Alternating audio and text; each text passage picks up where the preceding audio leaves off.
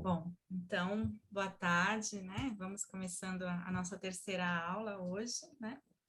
E hoje, então, as nossas poetas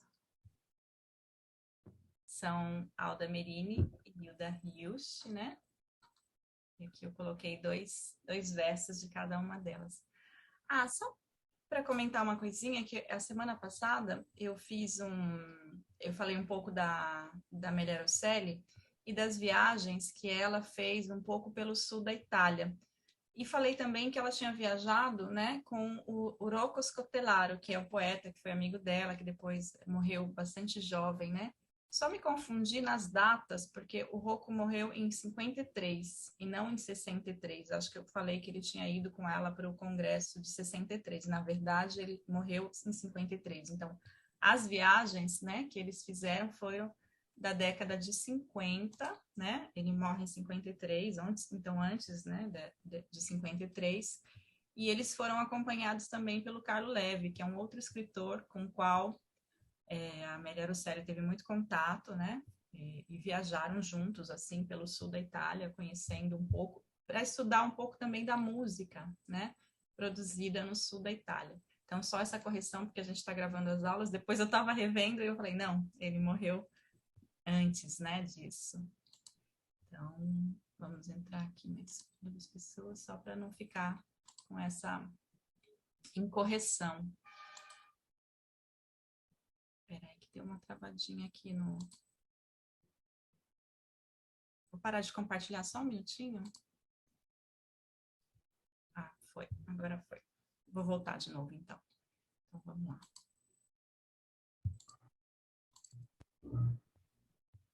Pronto, vocês estão vendo, né? Sim, tá Sim, aparecendo. Ah, tá bom. Pronto. Então, eu deixei aqui como epígrafe dois versos, né? Dois trechinhos de uma de cada poeta.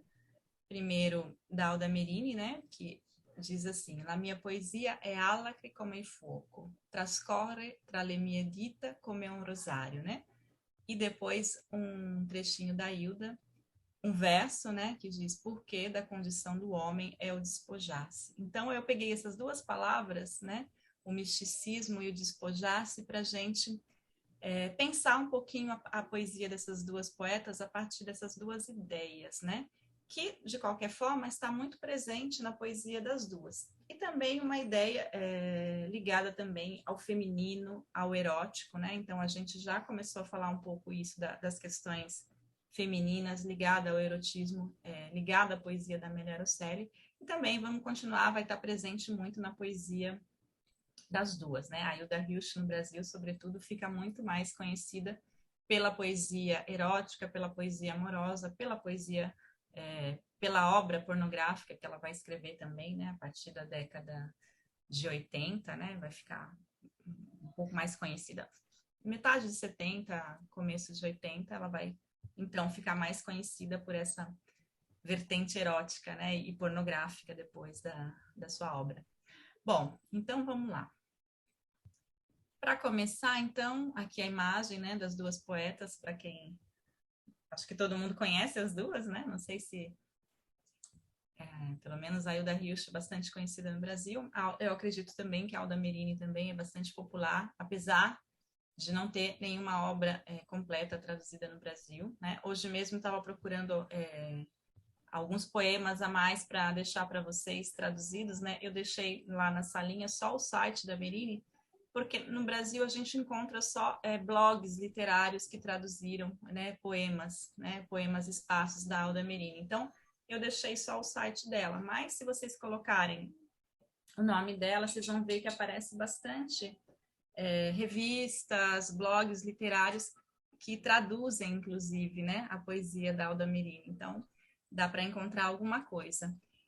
Especificamente, em Florianópolis tem um grupo de estudos também, né, na UFSC, que trabalha com a poesia, e aí, dentro da revista de literatura italiana traduzida, né, não sei se vocês conhecem, mas tem algumas publicações, né, de algumas pesquisadoras da UFSC que estão trabalhando com a poesia da Alda Merini, né, então eu peguei, inclusive, alguns textos dela, né, vou citar, que é a Agnes Guise, que trabalha bastante com a poesia dela, né?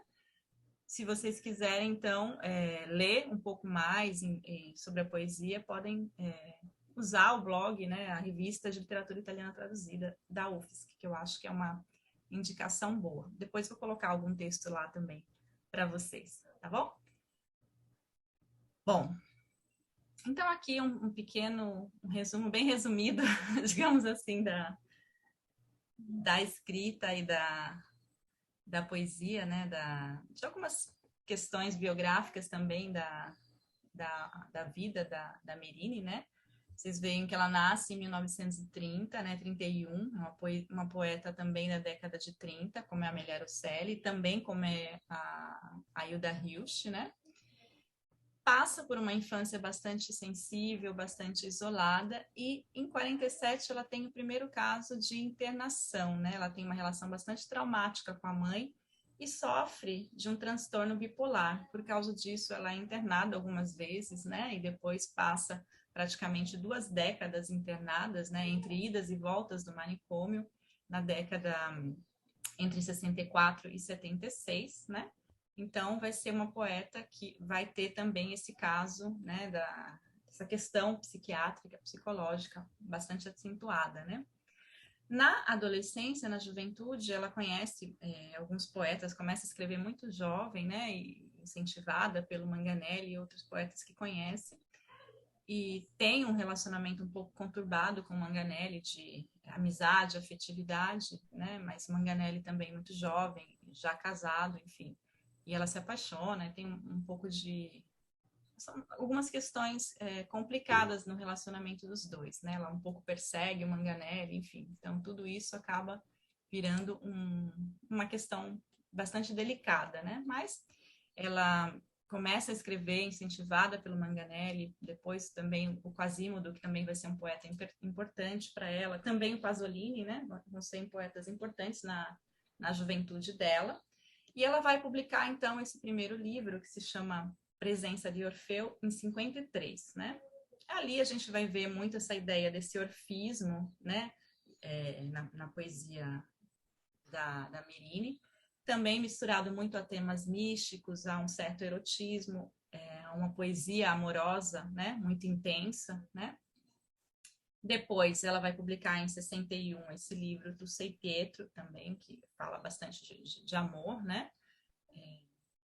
E depois ela vai se casar, vai ter filhos, né? Ela vai ter 2 filhas, né? Bastante jovem. Depois desse período durante esse período da internação, com idas e voltas, ela volta para casa e tem mais 2 filhas também.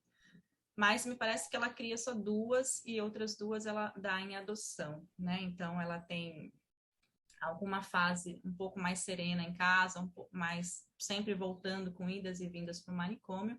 E é só na década de 80 mesmo que ela sai de vez do manicômio, assim, não sei se deixa de ter completamente crises, mas não precisa mais, né, voltar para o manicômio. E tem uma fase um pouco mais serena, né, de vida, uma vida um pouco mais serena nesse sentido psiquiátrico, falando assim, né? Bom, também é uma fase muito intensa na vida da Merini, né? Ela começa a frequentar os cafés literários de Milão, né? Conhece muita gente, frequenta muita gente, participa de muitos saraus, né? Na Milão dos anos 80, né? E ali é um momento, então, de muita comunicação, de abertura com o outro, né? Em que ela produz muito, produz os versos, esses versos que são uma poesia que praticamente jorra, né? Ela é conhecida depois como uma poesia que tem uma poeta muito intensa que produz muitos versos com muita musicalidade, de uma forma muito simples, assim. Esses versos parece que abundam, né? Da voz dela. Então tem essa questão muito forte com a oralidade, com a poesia, e mostra nessa poesia da década de 80, né, desse livro especificamente chamado Destinati a Morire, né, esse desejo, essa vontade de se comunicar com o outro, né, mas também começa a pensar essa experiência manicomial, né, como um processo também de escrever para se curar também dessa experiência traumática, né? Então, aqui também a gente vai poder falar numa escrita literária que serve também como forma de se reconectar com o mundo, né? De exprimir as próprias questões, as próprias pulsões, mas também de fazer um processo de cura, né? De buscar se reorganizar, né? Psicologicamente, subjetivamente, né? Então, a escrita também funciona um pouco dessa forma para Alda Merini, né? Bom, em 84 também ela lança esse livro La Terra Santa, que também vai ser um livro muito comentado, muito importante, né? Também vai ter um misticismo também muito forte, né? Nessa uma conversa, né? Com Deus, né? Com a ideia de Terra Santa, né? Também. E depois esse livro de 86 tem um zero a mais ali, né? Que digamos, o único que ela tem de prosa, né? Uma prosa poética, um diário, na verdade, especificamente, que ela conta essa experiência manicomial, né? Em 95, ela lança esse livro, Ballate non pagate, que ela ganha um prêmio, né? O prêmio Viareggio. Então, vejam que da década de 80 em diante, ela vai ser uma poeta muito produtiva, vai frequentar, né? Como eu disse, esses cafés literários, vai fazer amizade com muitos músicos, né? Musicistas italianos, inclusive, a gente vai começar a ver a poesia da Alda Merini com um poema musicado, né? Que a gente vou colocar aqui para vocês. Esse álbum de 2004, né? Que se chama Milva Canta Merini. A gente vai ouvir um poema desse álbum musical, né? São 11 poemas, né, da Merini que são musicados por esse compositor, né? Giovanni Nuti, né? Em homenagem aos 73 anos da poeta, né? E aí vai ter um espetáculo que vai ficar bastante conhecido, né? E a gente vai ver um trecho deles no Teatro Streller de Milão, né? Então, eu trouxe aqui para vocês esse vídeo. Queria começar com ele, porque assim a gente vai entrando na poesia da Merini com essa sonoridade que eu acho que é muito ligada mesmo à melodia da poesia dela, né? E aqui tem também a presença dessa cantora, a Milva, né? Que é uma importante cantora italiana, né? Morreu também agora, recentemente, na pandemia, em 21, né? E ela era uma cantora que ficou conhecida como La Rossa, seja pelas questões de afinidades, né, com a esquerda, né? Seja porque também ela usava um cabelo vermelho, sempre usou um cabelo vermelho para acentuar essa opção, né? Pelo lado vermelho, digamos assim, né? Então, participou de muitos comícios, né? Tem uma vida muito ligada à militância política na Itália. Então, queria colocar para vocês, vou interromper aqui um pouquinho essa apresentação para colocar, então, esse trechinho essa homenagem, né? Que a Milva e o Giovanni Nuti fazem à poesia da Merini, cantando a Merini. Peraí. Deixa eu colocar aqui a página. Só um minutinho, gente.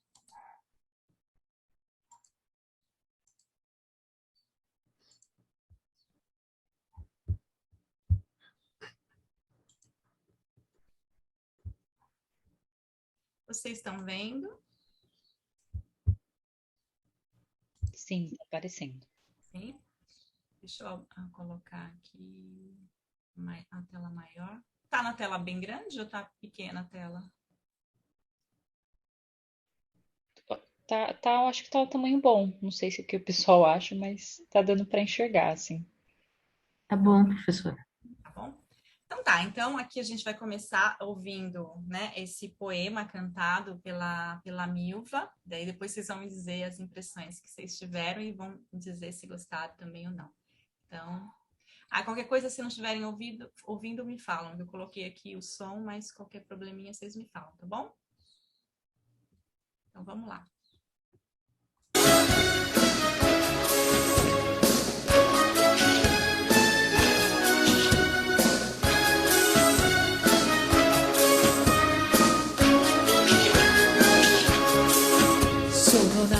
il 21 a primavera, ma non sapevo che nascere folle, aprire le zolle, potesse scatenar tempeste, potesse scatenar tempeste.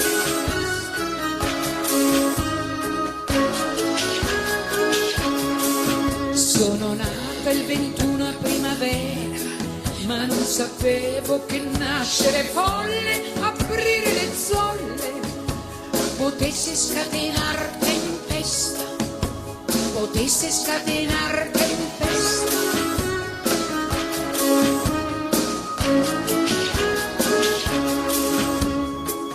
Così Proserpina lieve vede piovere sull'erbe, sui grossi frumenti gentili, e piange sempre la sera, forse la sua preghiera,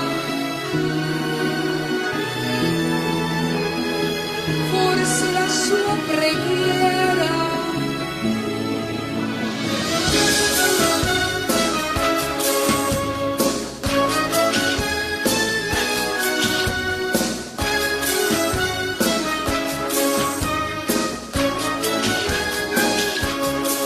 Sono nata il 21 a primavera, ma non sapevo che nascere folle, aprire le zolle, potesse scatenar tempesta, potesse scatenar tempesta. Così Proserpina lieve vede piovere sull'erbe, sui grossi frumenti gentili, e piange sempre la sera, forse la sua preghiera,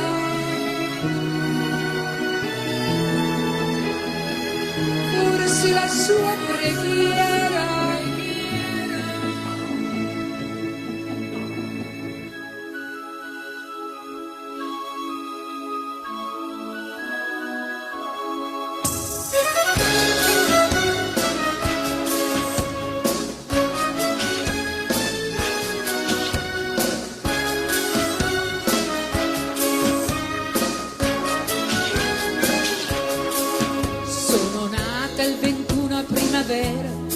Ma non sapevo che nascere folle, aprire le zolle, potesse scatenar tempesta, potesse scatenar tempesta, potesse scatenar tempesta, potesse scatenar tempesta, potesse scatenar tempesta, potesse scatenar tempesta.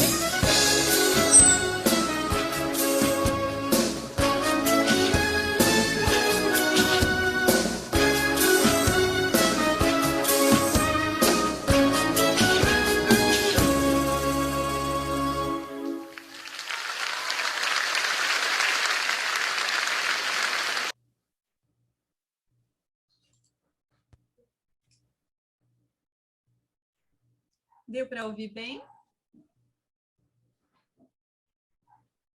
Sim, Deu professora. sim, professora. Que bom. Deu sim. Conheciam? Não, não conhecia. Achei muito bonito. Bonito, né? Lindo mesmo. Legal. Tudo bem. Bom, então, esse concerto está todo no YouTube, depois se vocês quiserem ver, também aparece a Merine em alguns momentos, né, do concerto, depois se vocês derem uma olhadinha, vocês vão ver que ela declama poesias no meio do concerto, junto com o Giovanni Nuti também, né, e ela faz também uma homenagem à Milva, né, troca essa homenagem que a Milva faz, declamando também um poema. Então, eu vou pôr aqui de novo o poema, né, para vocês. Peraí.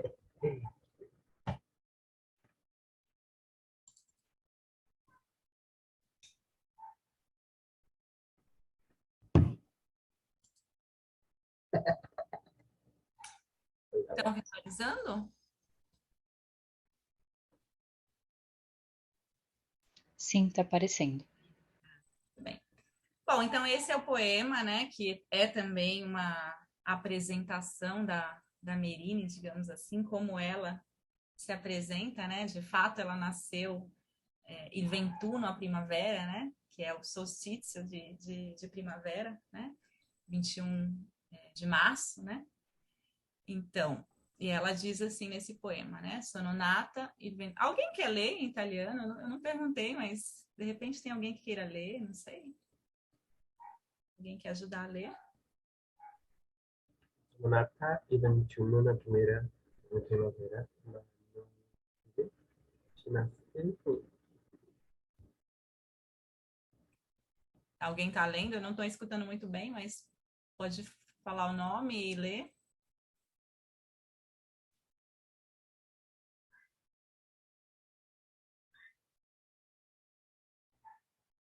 Não sei se é o Marcelo que está tentando ler.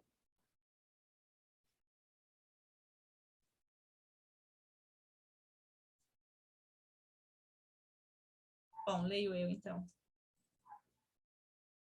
Bom, diz então assim: Sono nata il 21 primavera, ma non sapevo che nascere folle, aprire le zole, potesse scatenar tempesta. Così Proserpina lieve vede piovere sull'erbe, sui grossi frumenti gentili e piange sempre la sera. Fosse é a sua preghiera, né? Então esse é um poema de apresentação dela, digamos assim, né? Como ela se apresenta, né? E aqui traz também algumas das poéticas, né? Que ela canta, digamos, praticamente em toda, um pouco em toda a sua poesia.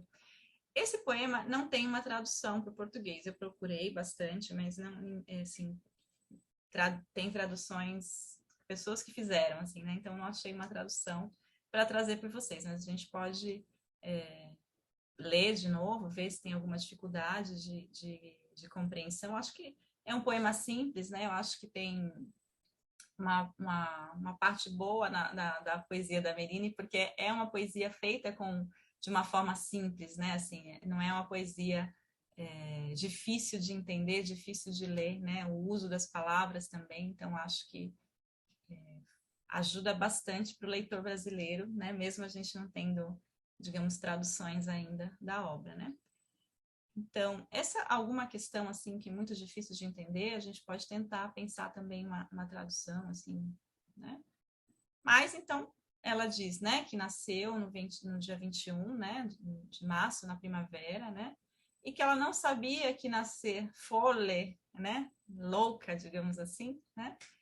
Aí, essa metáfora que vem depois, aprire le zole, essa eu acho que cria um pouquinho de dificuldade se a gente for pensar a tradução, né? Porque aprire le zole, pensem num campo, por exemplo, né, em que vai ser semeado, em que a gente precisa abrir a grama, digamos assim, para plantar, por exemplo, né? Então, abrir os...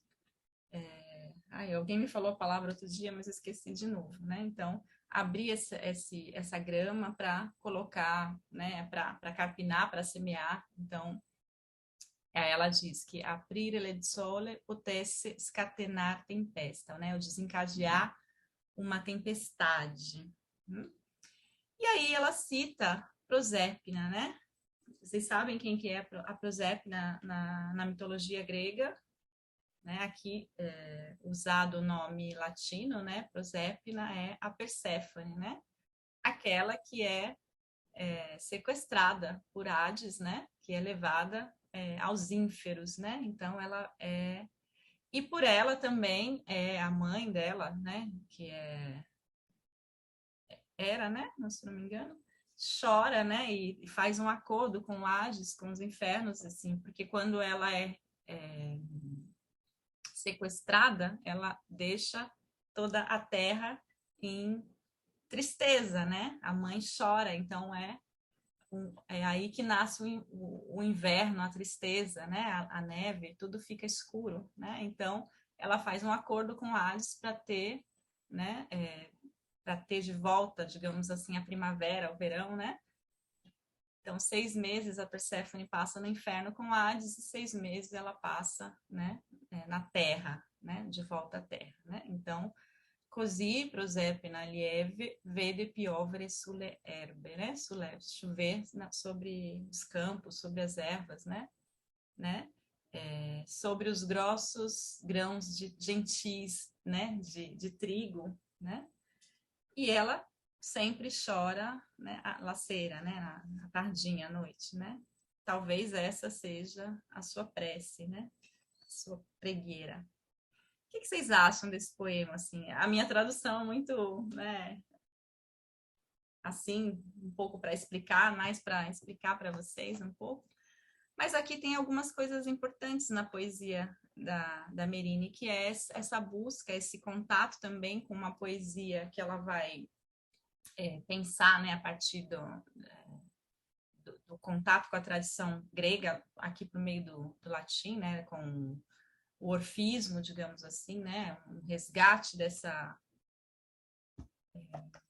poesia ligada à cultura, né, a Orfeu, aos deuses, né, também isso vai estar presente nos mitos que ela evoca na poesia, mas também isso a gente pode pensar para relacionar com as outras poetas que a gente viu, por exemplo, também na Amélia Araceli existe uma busca, né, um diálogo com esse mundo da tradição grega, greco-romana, né, no meio dos mitos, né, e também depois na poesia da Hilda Hilst, por exemplo, a poesia da Hilda Hilst tem também um canto dedicado a Dionísio, né, que é o deus cultuado também pelos poetas órficos, né, então, de uma forma geral, essa referência ao deus Dionísio está presente na poesia da Alda Merini e também depois na poesia da Hilda Hilst.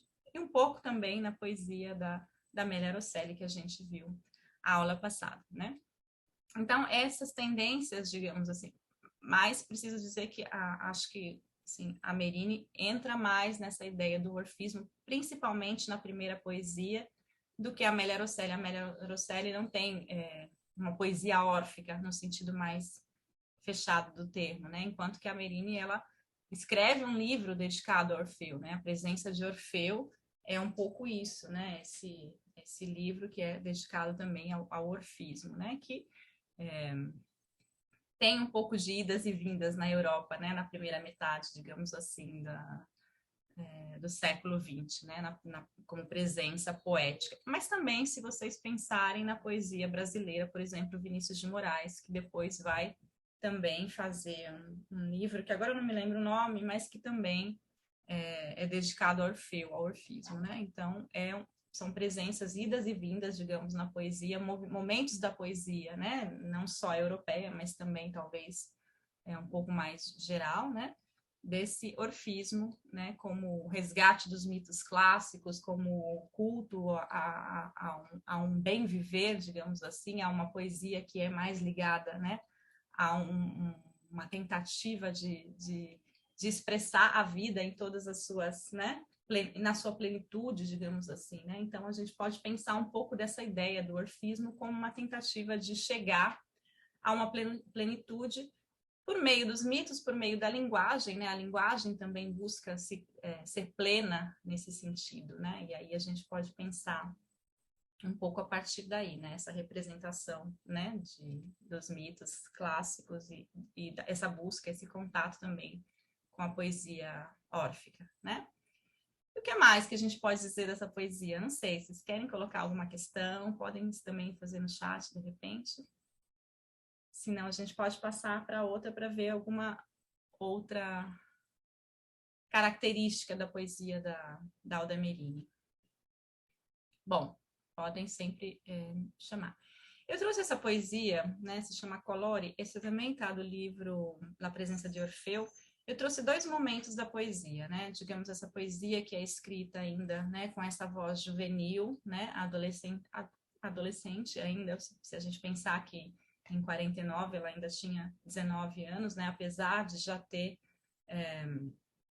já tá quase se casando, tendo filhos, então, né, e também um momento, digamos, logo depois da guerra também, né, em que a família digamos, da Merini sofre um pouco, obviamente, com a guerra, como todo mundo, assim, né? passa também por algumas privações, né, do ponto de vista financeiro e tal, então retomar a vida depois da guerra também é difícil, né, para todos, né, de forma geral. Então, nesse momento também dessa juventude ainda com privações, com dificuldades, a Merinê tem bastante dificuldade, por exemplo, para estudar. A mãe dela é um pouco contrário, digamos assim, ao estudo dela. Depois ela tem algum apoio do pai, mas o pai apoia por um tempo, mas ela não consegue, assim, completar todo o estudo. Depois de um tempo ela consegue, né, estudar. Então, tem essas questões, né, da vida mesmo, históricas da vida nesse momento, né, as dificuldades por causa da guerra, tal, enfim, em completar também os estudos.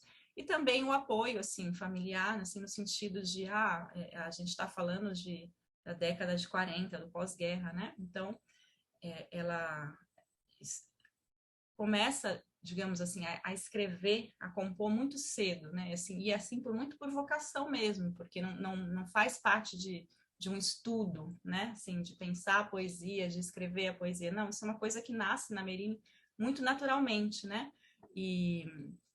E ela, então, digamos que ela supera também todas essas questões, né, sociais, né, da vida para escrever, né, e se dedicar à escrita. Mas, digamos que ainda, né, em 49, ela compõe ainda essa poesia, que é uma poesia muito ligada, então, a essa juventude, a essa adolescência, é uma forma de ver, né, a poesia, né? E aqui nesse poema, Colore, né, tem um pouco dessa ideia poética do que seria a poesia, né? Então, a gente pode pensar aqui também como uma declaração de uma poética, né? Mas uma poética, como eu disse, ainda uma poética nascente, uma poética juvenil, né? Que está ainda se afirmando. Esse poema é bastante, digamos, abstrato, se a gente pensar e comparar, inclusive, com o outro, assim, né? Ela fala, por exemplo, das cores, né? Vamos ler um pouquinho. Não sei se alguém quer tentar ler em italiano, de repente, ou depois no português. Esse não tem uma tradução, mas tem uma tradução de serviço que a Agnes fez, que eu acho bastante boa. Depois a gente pode ler. Até porque é um poema difícil de penetrar, digamos assim, né? Mas eu acho que dá também para entender do ponto de vista da linguagem, né? Mas vamos dar uma lida, então. Diz assim: se io riposo nel lento divenire degli occhi, mi soffermo all'eccesso beato dei colori. Qui non temo più fughe o fantasie, ma la penetrazione mi abolisce. Amo i colori, tempi di un anelito inquieto, irrisolvibile, vitale, spiegazione umilissima e sovrana dei cosmici, perché del mio respiro. La luce mi sospinge, ma i colori mi attenua, predicando l'impotenza del corpo, bello, ma ancora troppo terrestre. Ed è per i colori cui mi dono, se io mi ricordo a tratti del mio aspetto e quindi del mio limite. Não sei se vocês têm alguma impressão para comentar, se vem como um poema muito abstrato, se conseguem criar uma imagem assim, né, desse poema, assim, né? Alguém quer falar alguma coisa? Não sei. Antes da gente depois a gente passa para a tradução só para ajudar na leitura. Não? Vocês acharam esse difícil em relação ao primeiro ou ninguém quer comentar nada?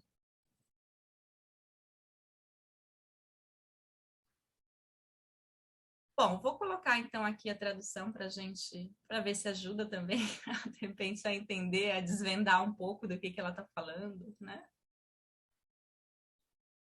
Aqui também tem algumas palavras que a gente pode pensar, né, do ponto de vista também da filosofia, né, de uma filosofia aqui, por exemplo, do devir, né, essa ideia no lento devir, né?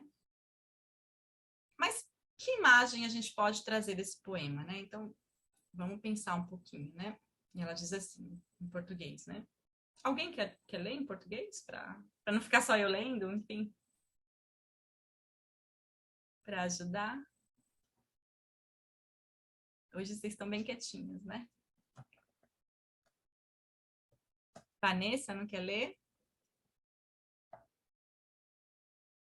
Ou Mariana, que acho que estava falando até alguma coisa. Posso ler então, posso ler. Cores, seu repouso no lento devir dos olhos me detenham ao excesso feliz das cores. Aqui não temo mais fugas ou fantasias, mas a penetração me anula.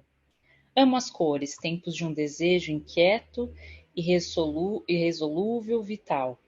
Explicação humilde e soberana dos cósmicos porquês do meu suspiro.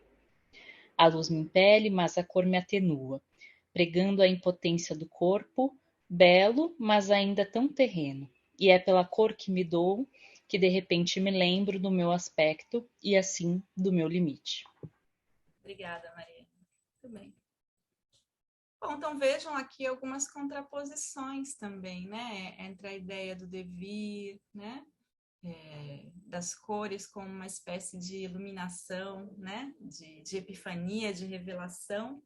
E depois um corpo impotente, né? Do outro lado, né?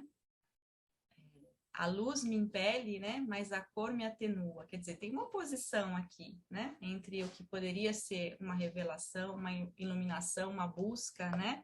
Profunda de um eu e um corpo terreno que é impedimento, né? De alguma forma, né? Um corpo muito bonito ainda, mas tão terreno, né? E aqui a gente pensa também nessa dualidade entre o místico, né? E o corpo que é terreno, né? Então aqui a gente pode pensar também nessa limitação do corpo, né, em relação a uma ideia de transcendência, por exemplo, né? Mas a gente pode pensar numa imagem também que eu acho que é muito feliz nesse poema, que uma ideia, por exemplo, sobre o que são essas cores, né? Por exemplo, quando você fecha os olhos, por exemplo, né? Uma ideia para tentar explicar essa metáfora. Quando a gente fecha os olhos e apertando os olhos, a gente vê todas essas cores que a gente, né? Ao fechar os olhos, que brilham assim, né? Então, isso poderia ser, por exemplo, uma tentativa de tornar essa imagem mais concreta, né? O que eu vejo quando eu fecho os meus olhos e fico ali, né? Feliz, né? Buscando, né? Entender o que são essas cores, essas imagens, né? E como essa luz pode, de fato, entrar e nos acariciar por dentro, né? Nessa busca de estar com a gente mesma, né? Nesse suspiro, nessa ideia de buscar o cósmico, né? Os porquês do meu respiro, né? Não sei. Mas vejam, como pensar esse poema, né? Eu acho que é um poema, assim, bastante que busca uma explicação também sobre o que é a vida, ou sobre o que é a escrita poética, por exemplo, né? O que é a poesia, né? Essa tentativa de trazer para a realidade algo que escapa ao sujeito, né? De trazer para um universo das coisas mais concretas algo que em si parece inapreensível, né? Que ela diz, irresolúvel, né?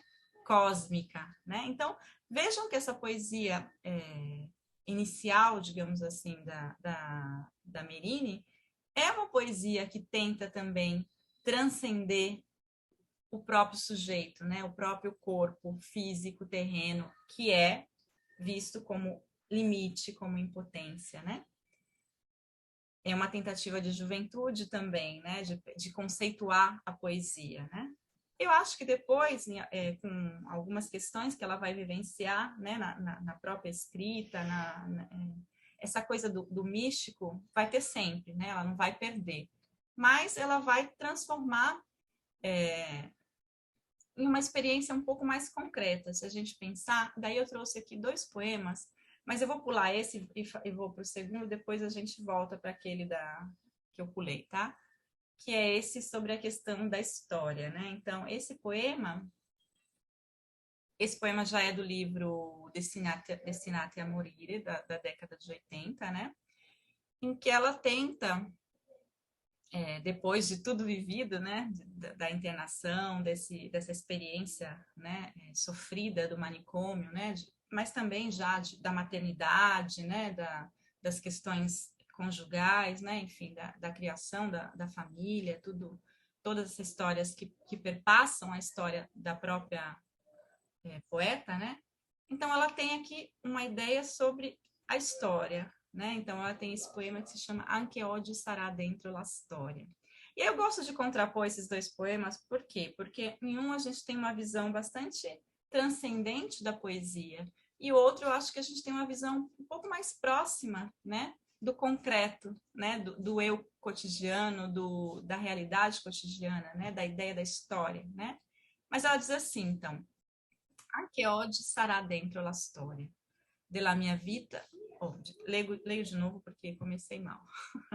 Anche oggi sarà dentro la storia della mia vita, ma non era l'oggi che io volevo quando ero bambina. Oggi è un oggi diverso, senza grida, afono e grigio come una fontana. Oggi è l'oggi di ieri manifesto, solo nel mio respiro prigioniero.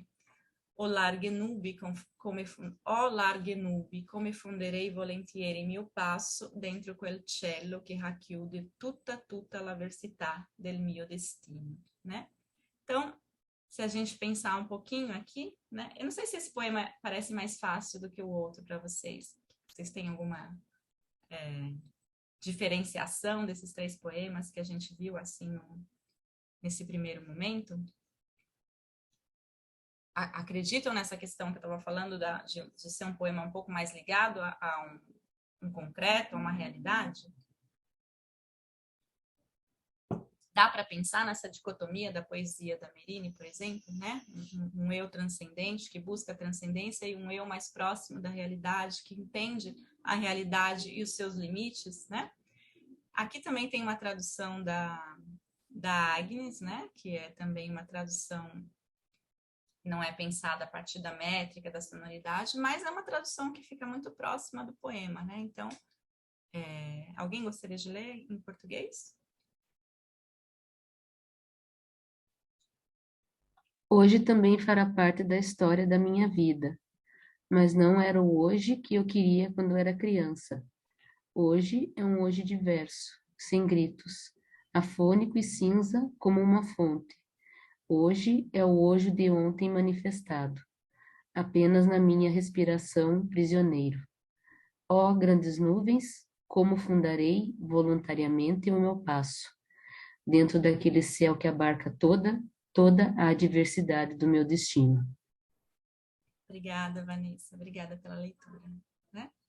Então, vejam, aqui ela tem já essa tentativa, né, de trazer, de contrapor uma ideia mais próxima da história do sujeito, né? Então, aqui eu acho que ela se coloca mais como um sujeito, mas um sujeito que reflete sobre o próprio percurso, né, histórico também, né?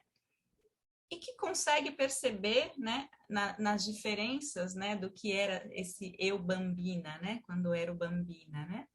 Ela percebe que tem diferenças, né, que é muito mais cinza, né, que o grito, né, que ela profere, digamos assim, ele é muito mais forte porque contém uma vivência de sofrimento, né, de dores, de experimentações que são também experimentações individuais, mas que também são coletivas, né? Ela passa por todo um percurso de guerra, de crise, né? Então, aqui a gente está falando dos anos 80, né? Então, é uma vivência, né? Também uma vivência manicomial. Então, é um conseguir se colocar no mundo, né? Como um sujeito histórico, né? E isso eu acho importante a gente perceber, né? Nessa passagem dessa poesia. É claro que eu estou construindo aqui dois momentos, né, de uma reflexão sobre a poesia e o fazer poético, né, e que, de uma certa forma, constrói um percurso de leitura. Não é o único possível, tem outros poemas que, se a gente lesse também, poderia ser pensado de outra forma, mas aqui é um caminho, né, de uma construção de um sujeito e de um amadurecimento também, né, da ideia de poesia, né? Então, aqui essa ideia de que o hoje é diferente do ontem, né? Não é melhor nem pior, ela só constata, né, que é diferente do que ela desejava quando era criança, né? E o que ele se manifesta como realidade, né? Não sei se para vocês parece, assim, se pensar o primeiro poema e esse, se tem uma ideia de limite que pode ter melhorado, ter piorado, por exemplo, né? Não sei. Aqui a gente percebe que os limites da vida, eles estão impostos pela realidade, né? Mas aqui ela acredita, né, que, como ela diz no final, né? O meu passo dentro daquele céu que abarca toda a diversidade do meu destino. Aqui, então, o destino, ele é capaz também. Vejam que a palavra destino é importante também, né, nesse final do poema, né? Então, é uma tentativa de tomar rédeas também, né? De construir uma experiência, né? E abarcar também aquilo que não é possível escolher, né? Então, o destino sempre é uma impossibilidade de escolha, eu estou seguindo aquilo. Mas aqui ele tem uma adversidade para contar para a gente, né? Não sei se alguém quer comentar alguma coisa, se pensou alguma coisa a partir dessas leituras.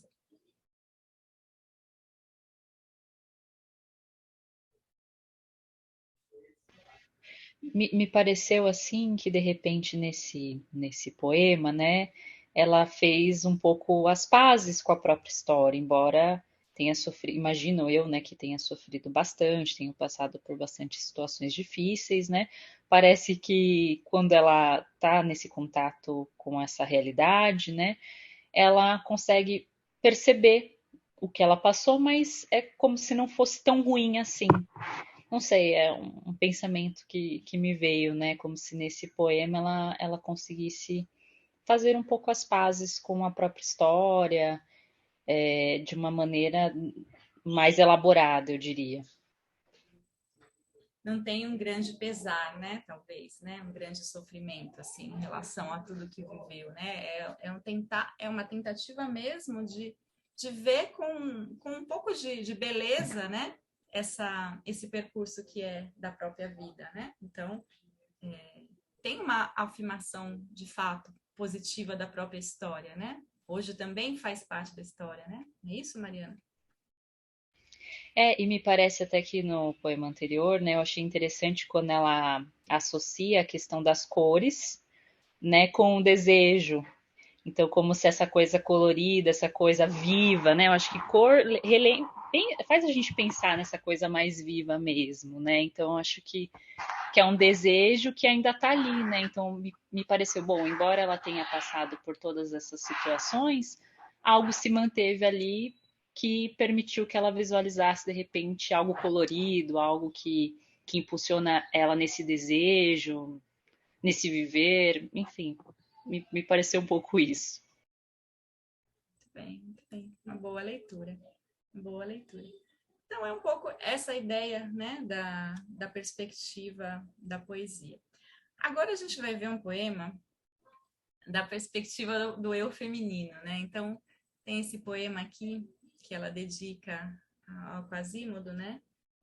E eu gosto, eu tenho muito carinho por esse poema, eu acho que ele é muito bonitinho, assim, né? Eu gosto bastante. Também a gente tem uma tradução da Agnes também. Eu peguei só as traduções da Agnes, mas tem alguns blogs, né? E aí depois eu vou colocar um outro para vocês de outras traduções de outros poemas que eu acho também que vale a pena vocês conhecerem para ampliar um pouquinho, né? Quem lê italiano tem bastante coisa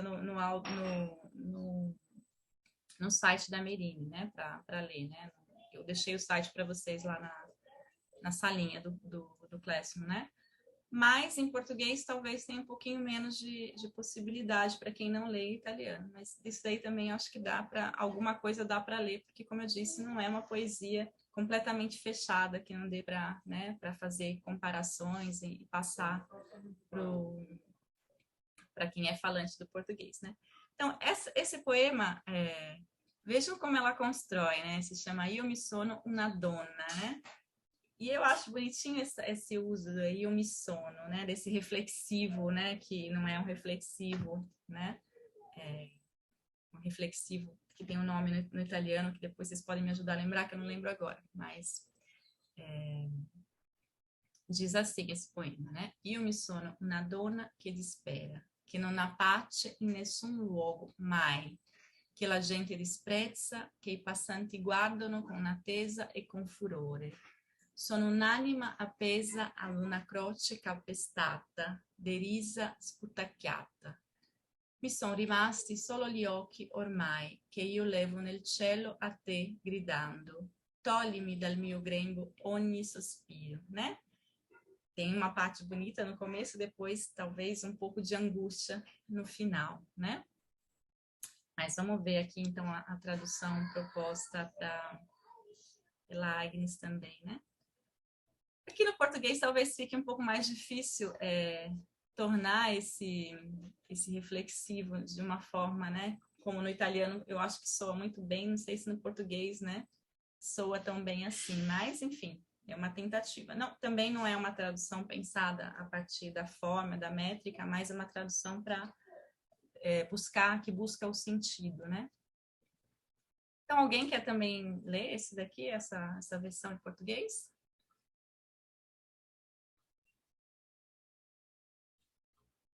Esse poema é bom para a gente depois passar para a Hilda, para a gente ligar pelas questões do feminino.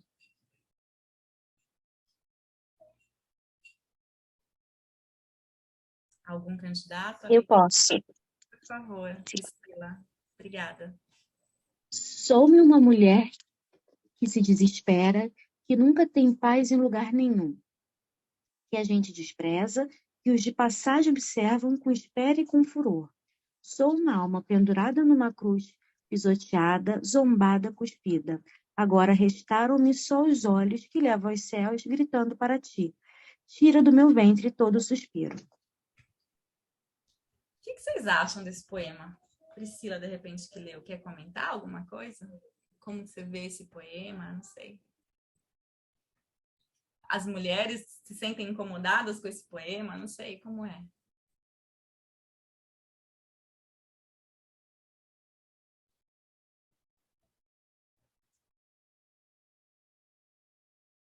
Alguma identificação com o poema? Não sei se dá para... Se tem um... Né? Se esse eu feminino, ele se identifica, né? Assim, no nosso cotidiano, nas nossas angústias cotidianas. Vanessa? Eu acho que não dá para se sentir assim, dá para se sentir incomodada assim, mas é o que as mulheres sentem mesmo em relação à violência, em relação à mulher, ao preconceito às vezes que a mulher sofre. Eu acho que ela está representando muito bem o que a mulher passa, né? Em vários sentidos, acho, no trabalho, às vezes com o companheiro, né? Eu acho que às vezes até com outras mulheres, às vezes. Eu acho que ela representa muito bem o que a mulher passa, muitas vezes. Não apenas uma violência física, mas uma violência também verbal. Então, ela expressa muito bem isso. Eu me identifico com muita coisa e às vezes a gente está, às vezes, como pendurada numa cruz mesmo. Tem várias angústias aí, né? Cotidianas. Sim, são as nossas angústias, exatamente. Muito bem. Um pouco isso, né? Esse eu feminino. Aqui também a referência à maternidade, né? E nessa última frase que eu acho forte, né? Tira do meu ventre todo esse suspiro, né? Como assim, também essa ideia do parto, né? Que eu acho que a gente leu no primeiro poema lá da Adélia Prado, né? Que a gente falava, a Adélia Prado dizia, tem dias que eu acredito no parto sem dor, tem dias que não, né? E eu acho que essa imagem volta aí também, né? Desse ventre que é alguma coisa que tem que ser arrancada, né? Esse suspiro que tá lá, né? A dor da maternidade, né? A dor do parto, né? E todas as angústias que a mulher vai vivenciar desde do seu nascimento, né? Como desespero, como não ter paz em nenhum momento, né? Assim, seja assim, se a gente pensar na vida da Merinê, de fato, uma infância difícil, uma adolescência um pouco atormentada, depois a maternidade, as relações conjugais, que apesar de ter um apoio, né, do marido, mas também essa maternidade um pouco que ela exerce pela metade, digamos assim, né, apesar de muita intensidade, de uma relação muito profunda com as filhas, mas também a doação das duas filhas que ela não criou. Então, tudo isso, essas questões do feminino perpassam a poesia da Merinê sempre, né? Eu acho que sempre, se a gente pensar enquanto feminino que está escrevendo a poesia, vão estar sempre ali colocadas, né? E aqui de volta um pouquinho no italiano para a gente ver isso. Io mi sono una donna, né? Dá para lembrar de um personagem muito popular no Brasil, e por isso que eu acho que gosto desse comecinho da poesia, porque lembro aquele personagem da Cláudia Raia, numa novela, que era a Tancinha, né? Que ela falava com esse reflexivo, né? E é como se a gente fosse colocar esse Io mi sono una donna, né? Na voz daquele personagem. Não sei se vocês lembram. Eu lembro para mim. Exatamente, eu me lembrei dela, que Né? ela falava, eu não me acredito que fulano isso, alguma coisa, né? Ela sempre usava esse reflexivo. E é o povo italiano, né, que tem essa, dali do Brás, Bexiga, né? Que tem essa, ela falava assim. Então eu lembrei bem da Cláudia Raia, naquele personagem mesmo, da Tancinha. Tem uma questão afetiva, né? Esse reflexivo realmente é um reflexivo próprio, né? Que é usado, né, no Brasil, nessa região específica de São Paulo, com muita força, né? De fato, resgata essa... De repente, não sei se em todas as regiões da Itália pode se sentir esse reflexivo, mas eu ouvia bastante no sul da Itália, quando estava lá, né? Então, essa forma... de construir, né, de sempre se colocar esse reflexivo sempre comum, né, e muito presente na construção. Mas a Merinê, na verdade, é de Milão, ela vive sempre em Milão, então pode ser que também seja muito frequente na fala milanesa esse tipo de reflexivo, né, que ela usa para construir, né. Mas cria uma sonoridade, eu acho que a sonoridade cria com esse Io mi sono una donna, né, pela repetição desse reflexivo, desse io sono, mi sono, né? Então, acho que fica uma sonoridade popular, coloquial, né? Que faz a gente lembrar realmente de um certo modo de exprimir os sentimentos que é bastante popular, bastante, né, coloquial. E, ao mesmo tempo, ela coloca esse contraste, né? Eu sou uma mulher que se desespera, né? Então, o desespero de ser também mulher, né? Que não tem paz em lugar nenhum, né? De que as pessoas olham e guardam e olham com raiva, né? Com força, tudo isso, né? Que crucificam. Aí também tem uma ideia também dessa... acho que na primeira aula a gente falou daquele poema também da Adélia Prado que chamava Dona Doida, lembram? Né? Que essa mulher também que é observada pelo outro também como a loucura, né? A mulher, o olhar sobre essa mulher que é sempre identificando assim a loucura, né? Então aqui a gente vê também de novo esse olhar para essa mulher, assim, como o desespero, como o furor, a loucura, né? Tudo somado nessa personagem, né? Que agrega essas imagens do feminino, né? Que são imagens que na sociedade são sempre colocadas realmente de uma forma negativa, né? A mulher louca, a mulher bruxa, né? Então tudo isso passa na construção desse poema. Mas eu acho que ela contrasta, então, um pouco dessa doçura desse olhar dessa mulher que se desespera, né, com esse mundo que agride, né, que chuta, que parece que, né, que está sempre jogando, atirando pedras nesse feminino, né? Então, aqui tem dois extremos, né, desse feminino, né? Não sei, um feminino que tenta se colocar no mundo e que é, de uma certa forma, sempre visto com um pouco de desespero, de dor, de negatividade. Então, tem essas duas coisas. Não sei se alguém quer comentar mais alguma coisa sobre esse poema. Vocês gostaram da Merine? Gostaram desses poemas? Se identificaram, acharam, enfim, já conheciam? Tinha alguém que já conhecia, alguém que não conhecia, que está vendo pela primeira vez? Tem algum comentário aqui da Tânia, né, que diz que a religião tem muita influência em seu país, por isso a cruz como um símbolo que parece pesar sobre essa voz lírica, né? Parece uma crítica, né?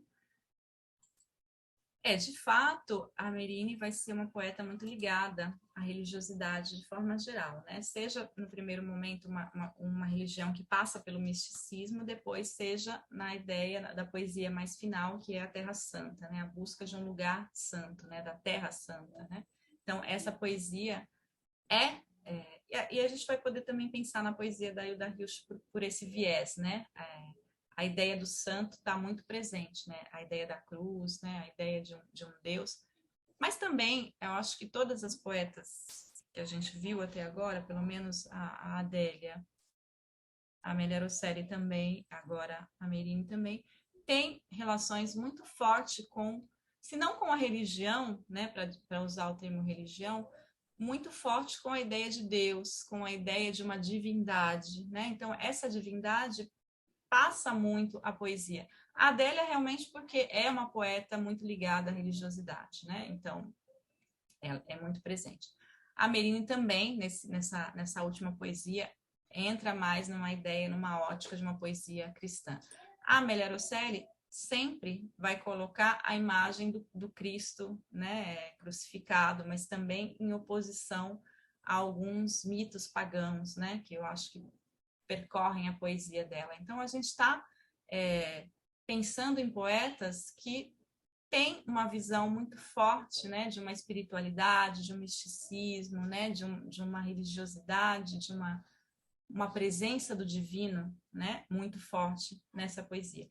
E também agora na poesia da Hilda Hilst, que a gente vai começar a ver, né, para contrapor aqui também, para a gente passar. Então, eu vou colocar aqui algumas ideias para a gente entrar na poesia da Hilda Hilst. Se alguém quiser fazer algum comentário ainda sobre a Merine, antes da gente começar a Hilda. La poesía anterior, Son una donna, me pareció sentir un tono de Ungaretti, ungaretiano, Sì. girovago, que non apace in nessun luogo mai, o como si fuera una oración, ¿no? Una especie de oración, de rezo.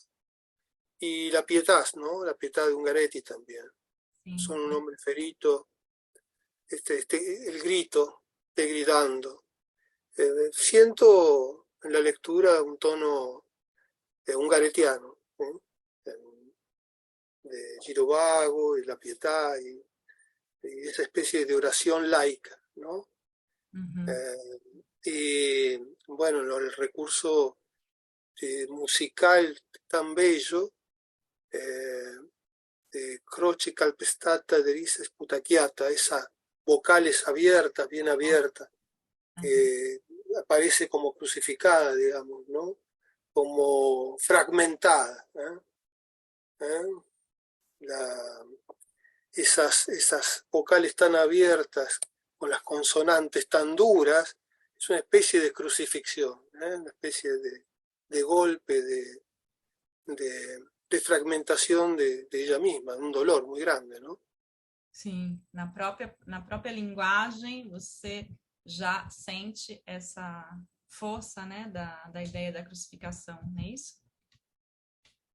Y que comienza con un tono muy, muy particular. Io mi sono una donna che dispera, sono un hombre ferito, comienza Ungaretti, la piedad, también con una especie de grito, ¿no? De una oración. Y bueno, te gritando. Entonces, hay un tono donde yo recordé, o me vino Ungaretti enseguida, digamos, ¿no?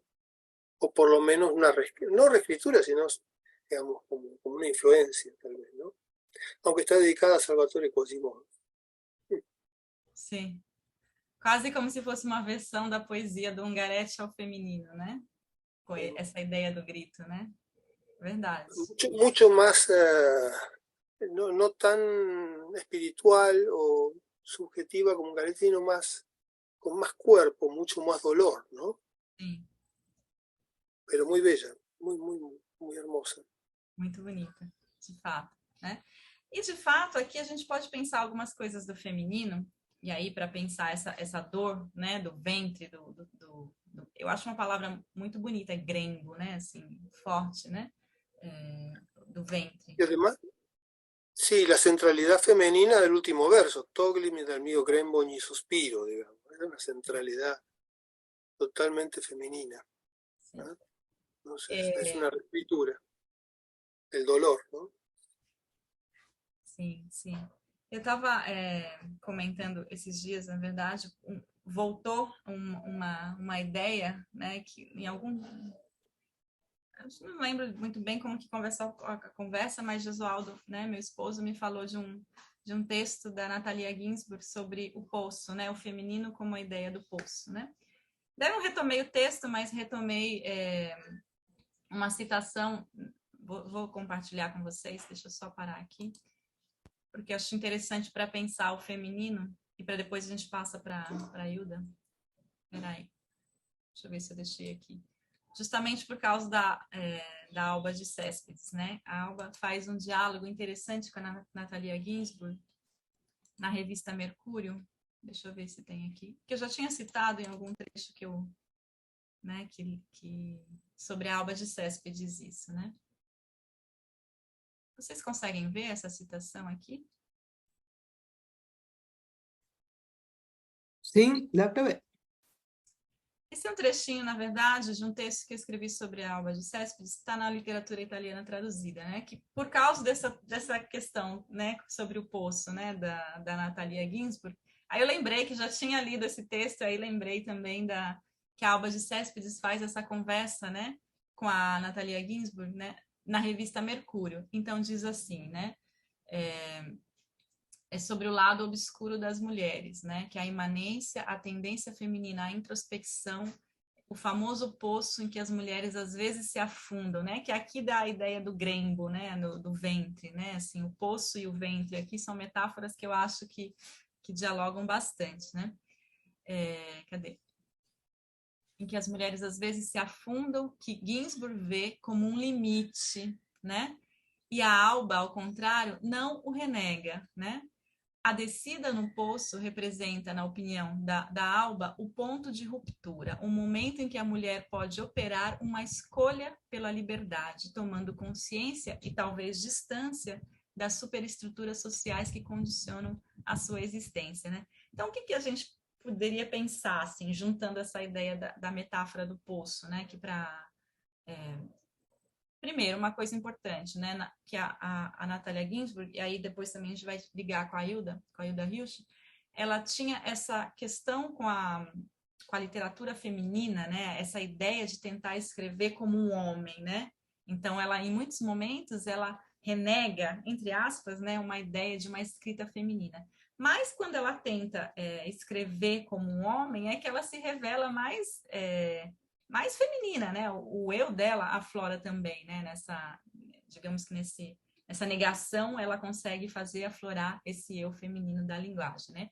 A Alba, né, nunca, na verdade, renegou o feminino, muito pelo contrário, ela vê isso como uma possibilidade, né? Uma possibilidade de representação, né? De liberdade, de consciência, ou seja, buscar do mais profundo do seu âmago, né, a sua expressão, né, que é um pouco, então, o que a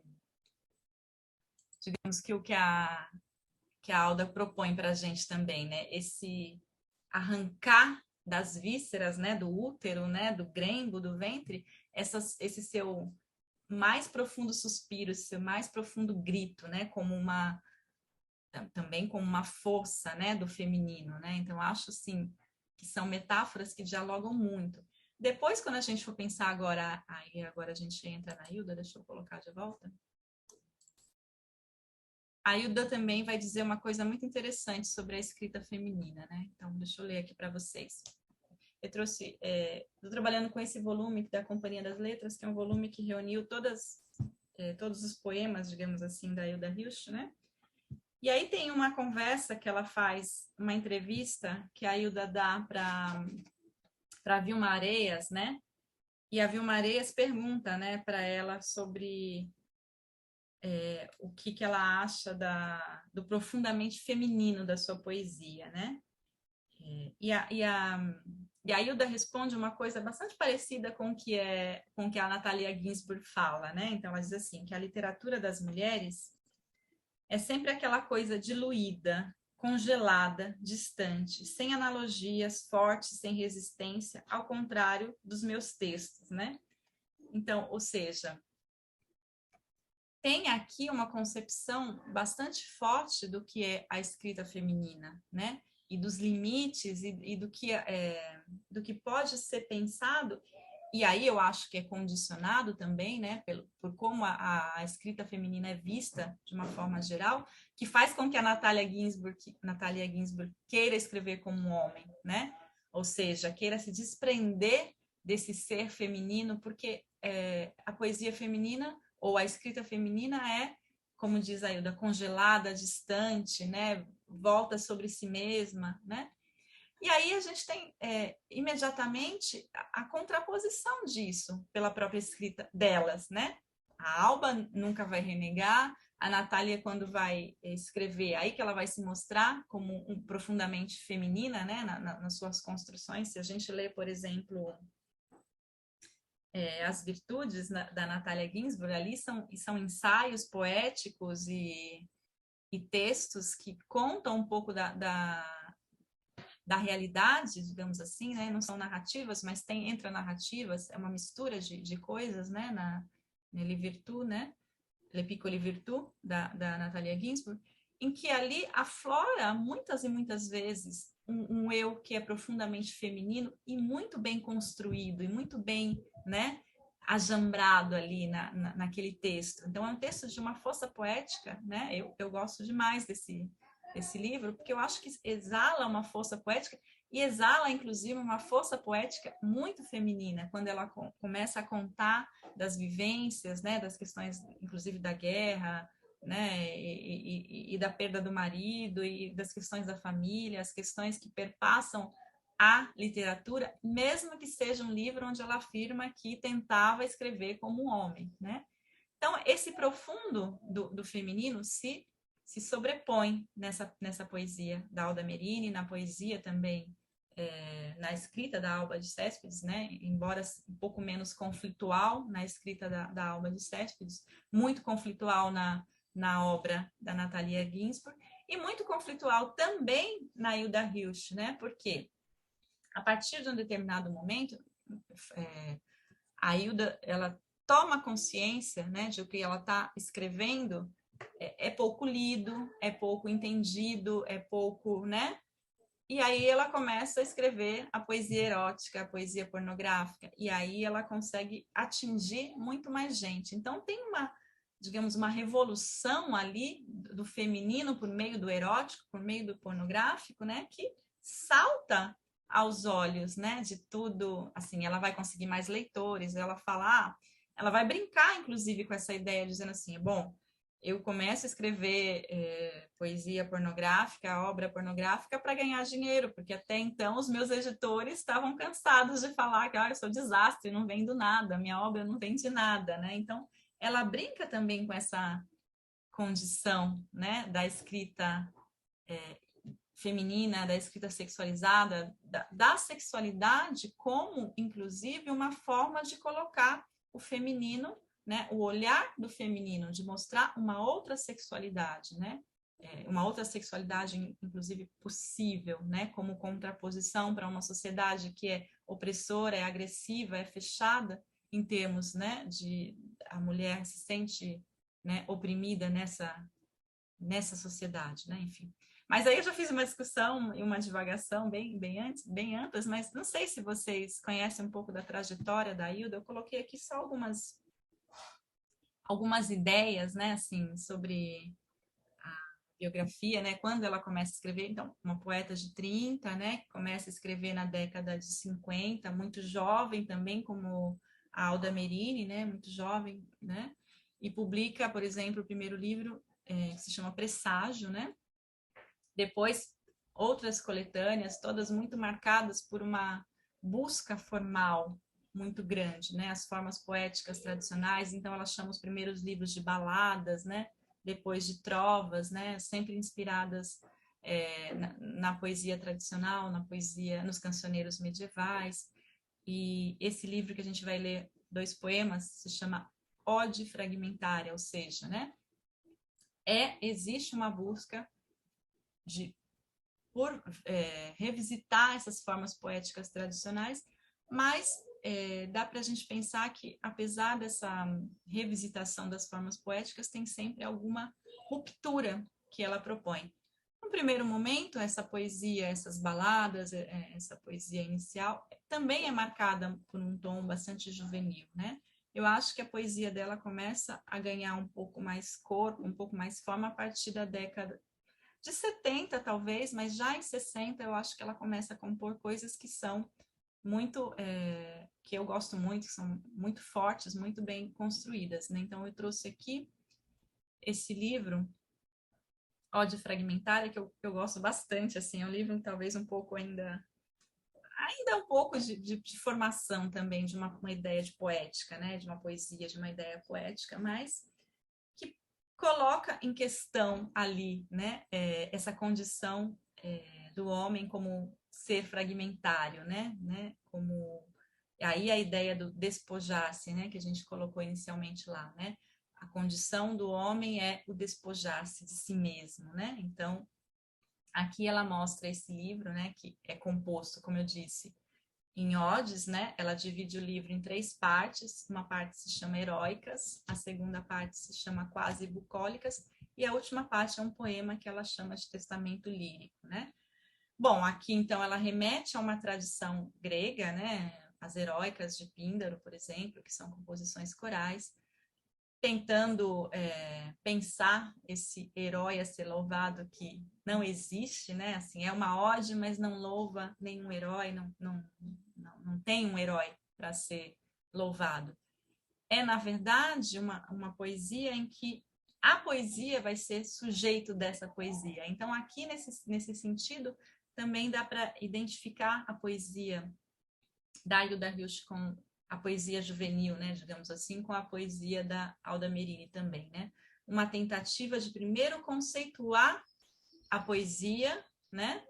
E depois uma construção que ganha formas ao longo, né, do seu percurso, né? Então, essa poesia inicial também é muito marcada por uma certa oscilação entre a regularidade formal, né, e a descontinuidade formal, né, como ela quebra, então, algumas noções, por exemplo, a ideia de ode como esse louvar um herói nacional, louvar a pátria, etc., não existe, como eu disse, então tem essas rupturas formais, né, e ali o grande tema, digamos, que é esse embate entre o que é o efêmero e o que é absoluto, entre o que é humano e o que é divino, né? É a percepção que o homem, o sujeito, o eu lírico vai ter da sua condição de efemeridade, de ser humano, de humanidade diante de um mundo, diante da natureza que é muito maior, né? Diante de um Deus que é também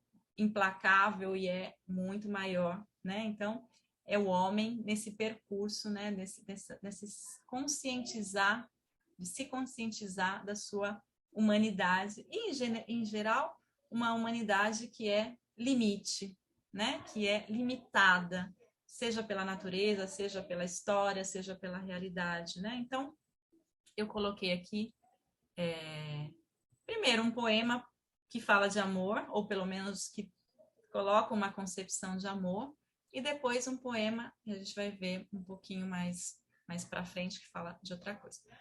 Vou ver se tem algum voluntário para ler esse poema da Hilda, que é muito bonito. Aqui, digamos que é um primeiro poema em que ela esboça uma concepção de amor, que é já uma concepção de amor um pouco mais madura em relação aos poemas iniciais, porque nos poemas iniciais, nos livros iniciais, ela ainda tem bastante essa noção de um amor mais juvenil ainda, né? A Balada de Alzira, que é um poema, tem muitas questões, né? E também das trovas, né? Tem um poema que ela chama de amor muito contente, amor contente, muito descontente. Então, assim, vai seguindo a ideia do cancioneiro, né? Do cancioneiro medieval, das trovas de amor, das trovas de amigo, né? E aqui ela coloca uma outra concepção de amor, assim. Aqui ela constrói também uma espécie de teoria, né? Do que é esse amor em tempos de desamor. Então, o poema se chama... Não tem nome, na verdade. Os poemas desse livro, nenhum deles tem nome, né? Então, é o primeiro verso, né? Que começa: ainda em desamor, tempo de amor será. Alguém quer ler esse poema? Não sei. Acabou minha. Algum voluntário, voluntária?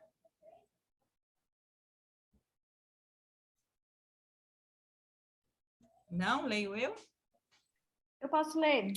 Por favor. Quem é? Carla. Oi, Carla, Isso. por favor. Oi. Ainda em desamor, tempo de amor será. Seu tempo e contratempo. Nascendo espesso como um arvoredo e como tudo que nasce, morrendo, à medida que o tempo nos desgasta. Amor, o que renasce, voltando sempre, docilmente sábio, porque na suavidade nos convence a perdoar e esperar, em vida, em paz, em paz. Sutil e fraticida, sem estima pelo que ama, tristemente irmão, antes de começar sua jornada, antes de repetir sua canção. Amor, o desejado, filho varão à espera de um condado. Muito bem, obrigada, Carla. Vocês gostam desse poema? Como é?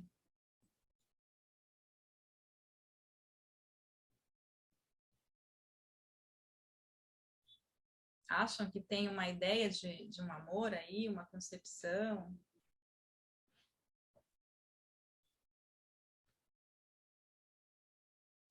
Bom, primeiro ela começa falando de amor em tempos de desamor, né? Então a gente tem que pensar, bom, o poema é escrito na década de 60, né? Ainda não, antes ainda da ditadura, ela publica esse livro em 61, se não me engano, né? A data que eu coloquei lá em cima. 61, então um pouco antes da ditadura, mas os tempos são de desamor, né?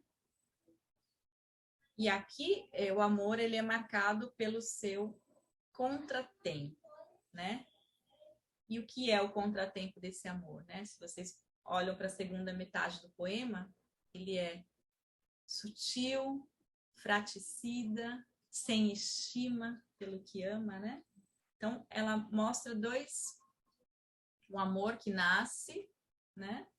Que renasce, que volta sempre, que é docilmente sábio, né? Que convence a perdoar e esperar. Tudo uma ideia muito bonita de um amor, né? Um amor que nos convence a perdoar e esperar. Mas o primeiro bloco do poema termina empate, né? Que dá essa ideia de morte, né? Então, o amor aqui termina em vida, empate, né? Então, vem a ideia ali de algo que morre, né? Mas tudo que nasce, nasce morrendo, né? Ou com a morte. Então, a condição aqui do nascimento é a própria ideia de que vai nascer, mas vai morrer. Tudo que nasce deve morrer, né? Então, olha que eu acho uma imagem interessante, uma imagem que é muito presente nesse livro especificamente, mas em toda a poesia que vai seguindo, essa ideia de morte, né? Na Hilda, a ideia de amor não se desvincula nunca da ideia de morte, né? O amor como vida, o amor como morte, pulsão de vida e pulsão de morte, né? Então, e também passa nessa dicotomia da vida e da morte também o erotismo, né? A sexualidade, o feminino, o corpo, né? Como nascimento e morte, né? Então, o corpo justamente é o que nasce e o que morre, né? O que pode nascer e o que pode morrer, o que envelhece e morre, né? Então, tá sempre ali posta essa ambiguidade da vida, né? Essa condição do ser humano. Nasceu, mas vai morrer. Pode amar, mas o amor tem o seu lado triste, né? O amor que é desejado e é também um filho varão à espera de um condado. O poema não termina ali, ele tem uma parte ainda, se não me engano, 2 estrofes. Eu cortei, né, e depois esqueci de colocar a estrofe final para trazer para vocês, mas é porque eu estava analisando em um outro momento e aí depois eu esqueci de trazer, mas se não me engano tem mais 2 estrofes, que vocês me perdoem, mas faltou essa coisa de colocar o poema todo, né? Mas eu gosto dessa ideia também do amor, o desejado, né? O que todos desejam, né? O que é muito esperado, né? Que quer construir o seu condado, o seu quinhão, né? A sua parte no mundo, né? Mas é esse amor sutil e fraticida, né? Então, essas oposições, né? Que ela vai colocando, essas antíteses no poema. O próprio poema tem uma primeira parte que se opõe a uma segunda parte, né? De uma certa forma, né? Começa a jornada e depois termina, né? Com essa ideia empate, né? Que é uma inscrição tumular, né? Se a gente colocar que descanse em paz, né? Então, tem essa ideia da morte aqui. E o que mais que a gente pode dizer? Alguém quer comentar alguma questão sobre esse poema?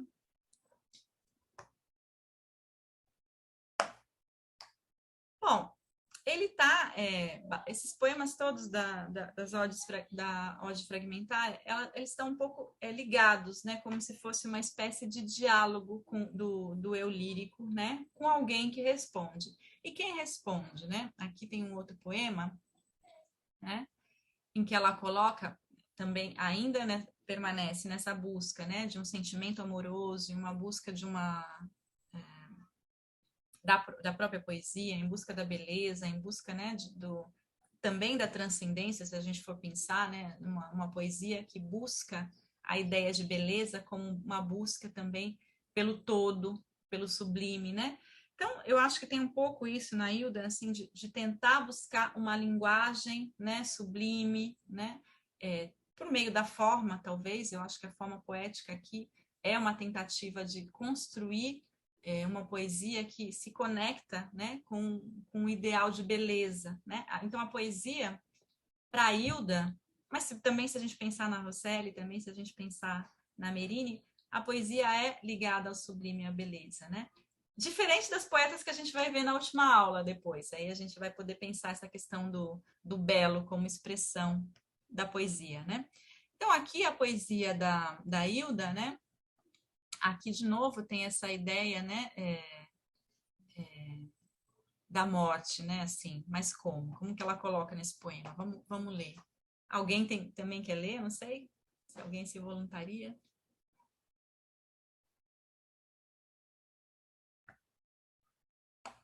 Bom, leio eu, então. Vamos lá. E ela diz assim, então: se há muito o que inventar por estes lados, o que sei, com certeza, são meus fados, exigindo verdades e punindo os líricos enganos da beleza. À procura da rosa tenho andado, causando às criaturas estranheza. Se me encontrares, terei um jeito de flor, um não sei quê de brisa, nos meus ares. Hei de buscar a rosa, a dos altares, e sinto graças nos pés, leveza nos andares. Não temes as deidades atentas da memória, os gnomos secretos, a loucura, a morte? Então vejam que esse poema tem já na forma, né, um diálogo ali final, né, a presença de um tu, né, que pergunta: mas não temes as deidades da memória, né, da loucura, a própria morte, né? Então aqui tem esse diálogo do eu lírico com esse, né, esse outro que se apresenta numa forma de pergunta. Então, a primeira parte dessas odes, ela é pensada assim, né? Tem sempre o poema e no final uma frase em itálico, um tu que se coloca de forma, né, em contraposição a esse eu, a esse sujeito, que coloca uma pergunta, que coloca uma ideia, que coloca uma questão para esse sujeito lírico que está construindo, né, o seu texto.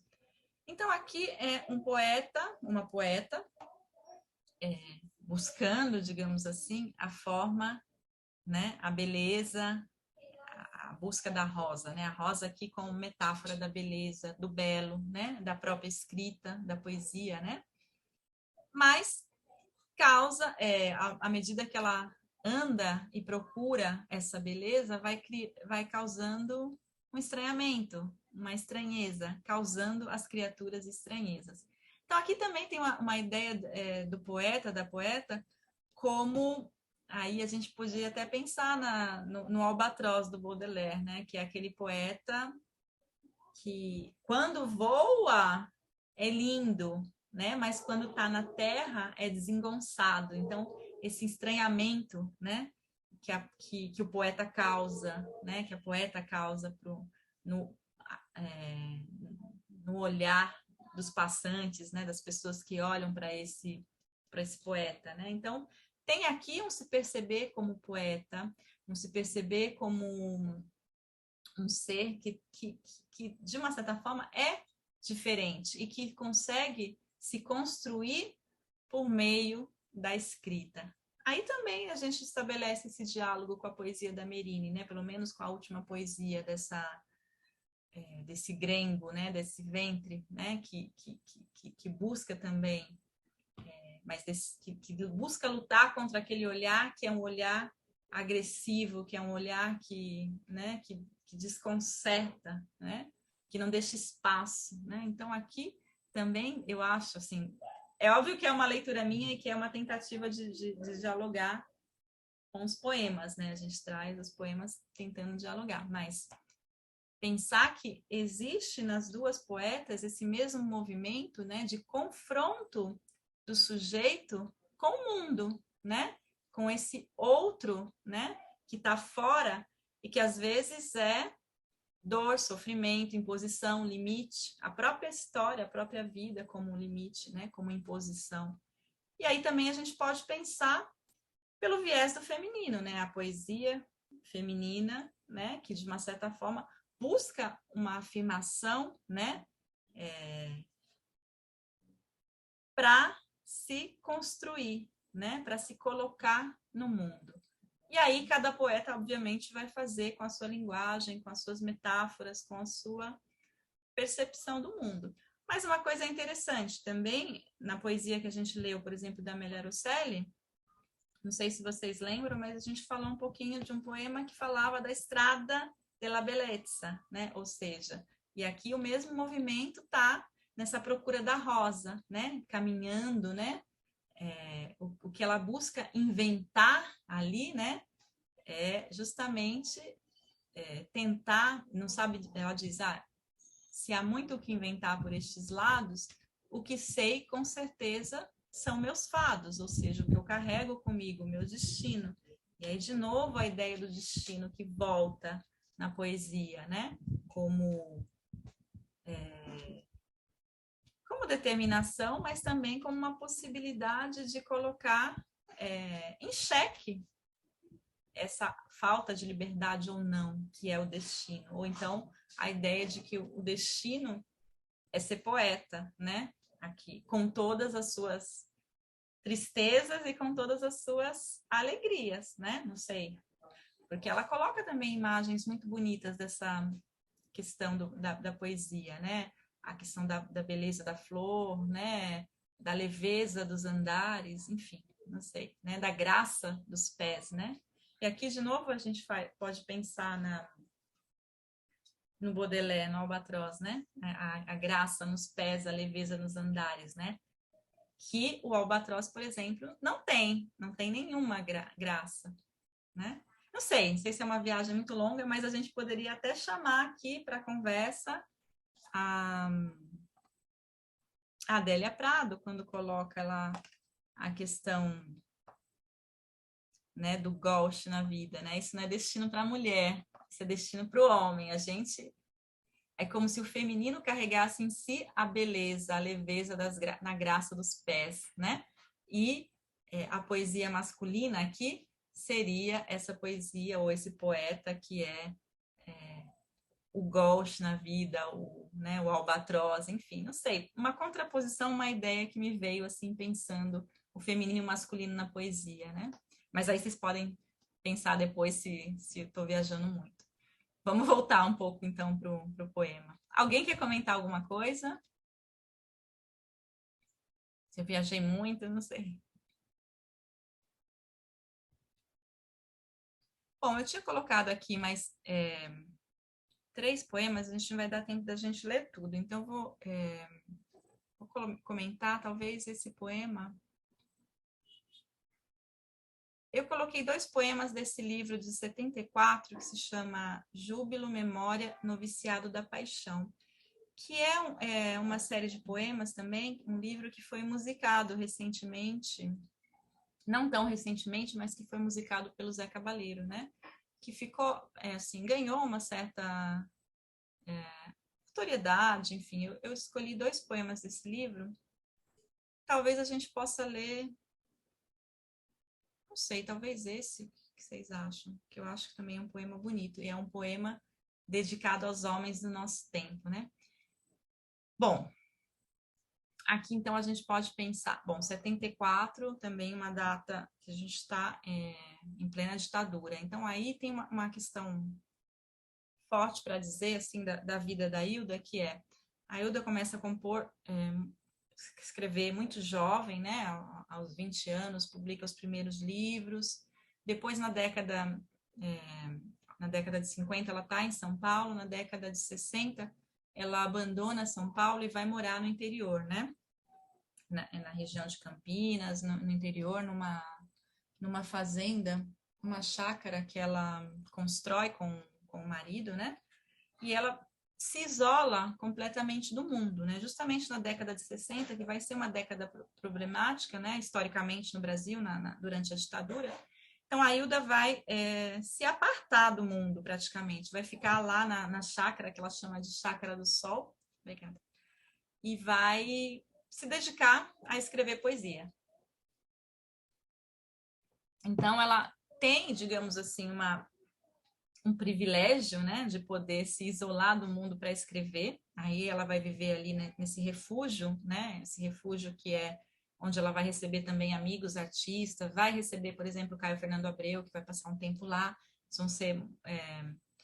A Hilda vai ser sempre muito bem relacionada com os escritores do seu tempo, vai ser muito amiga da Lígia Fagundes Telles, que, aliás, é uma das que ajuda ela na cena paulistana a penetrar, né, nessa cena paulistana da escrita, né?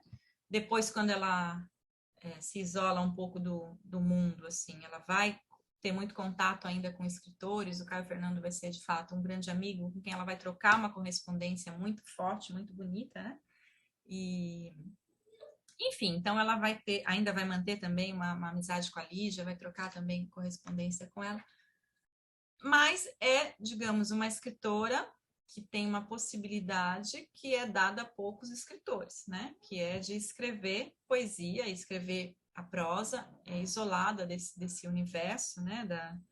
Do inferno que é a vida, né? Essas possibilidades. Então, ela vai viver ali com poucos amigos, com o marido, com cachorros, né? E na década de 70, então, o turbilhão de coisas que está acontecendo fora do universo da Chácara do Sol, né? Então, ela tem essa possibilidade de escrever uma poesia que é o contato com a poesia, né? E com a escrita o tempo todo, né? Então, obviamente, tem a vida e tal, enfim, mas... Então, ela diz assim, nesse poema que está, como eu disse, então, nesse livro que se chama Júbilo, Memória, Noviciado da Paixão, né? Então, um poema que ela dedica aos homens do nosso tempo. Alguém quer ler esse daqui para terminar? Eu posso ler. Quer que eu leio? Tudo bem. Pode ir, Maria. Pode ler, não tem problema. Tá bom. Enquanto faço o verso, tu de certo vives. Trabalhas tua riqueza e eu trabalho o sangue. Dirás que sangue é o não teres teu ouro. E o poeta te diz: compra o teu tempo. Contempla o teu viver que corre. Escuta, o teu ouro de dentro.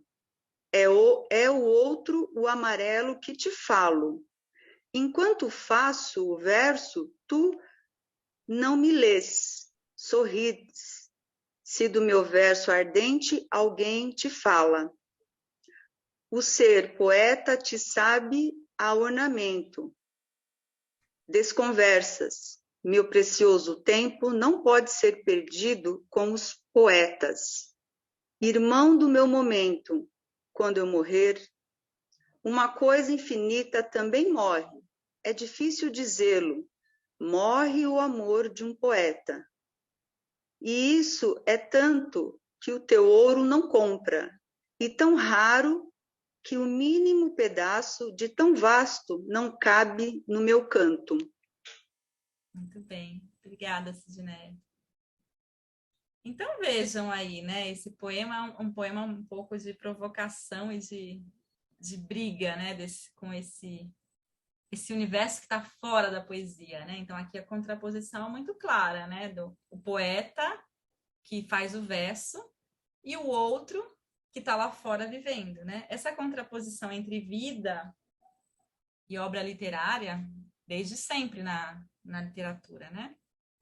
Pirandello por exemplo, na literatura italiana que coloca muito bem colocada essa questão do viver e do ver-se viver, né? Como se o escritor, o poeta, é aquele que não vive, mas que vê o outro vivendo ou que vê a si mesmo vivendo, né? Então, o poeta faz o verso e o homem lá fora, né? O mundo lá fora vive, trabalha, né? Ganha, né? A riqueza. Enquanto que o poeta ganha, trabalha o sangue, né? Então a poesia aqui é o sangue, né? É a força, né? Aqui a ideia dessa corporeidade da poesia, né? Desse sangue, a metáfora do sangue muito forte, né? Mas o sangue não é o ouro, né? O ouro é a riqueza, né? E a riqueza do poeta qual é? Qual seria, né? A ideia também aqui muito forte de que desse capitalismo, né, que compra o tempo, né? E aí tem um ensaio do Cândido muito bonito para pensar essa questão do tempo, né? Que agora eu não me lembro o nome, mas depois se eu lembrar eu coloco o texto para vocês na pastinha, né? Esse tempo que não pode ser comprado, porque a literatura é também direito, né? Digamos assim, a leitura, o prazer estético, né? Então, não é uma perda de tempo. Então, olha só né, o que ela vai opondo nesse poema, né? Essa vida do correr, do tempo, do passado, trabalhar, né? Que olha também para o poeta, né? Com um pouco de desdenho, né? Como poeta não vale nada, tá ali escrevendo, gastando tempo, jogando tempo fora, né? Esse sorrir, né, do outro, que é um pouco irônico, digamos assim, né, no se colocar, né, no olhar dessa humanidade para o poeta, né. Bom, eu não sei, vocês querem comentar esse poema? Acho que esse é um poema, assim, forte, bonito, de provocação, né, de resgate dessa ideia da poesia e do poeta como, né, a importância desses para tempos, lembrem lá, para tempos de desamor, né? Para tempos em que não cabe o amor, né? Não cabe no poema o preço do feijão, tudo isso, né? Lembram lá do Ferreira Goulart. Então, são formas de colocar aqui a poesia com a sua força, né? Com a sua força também.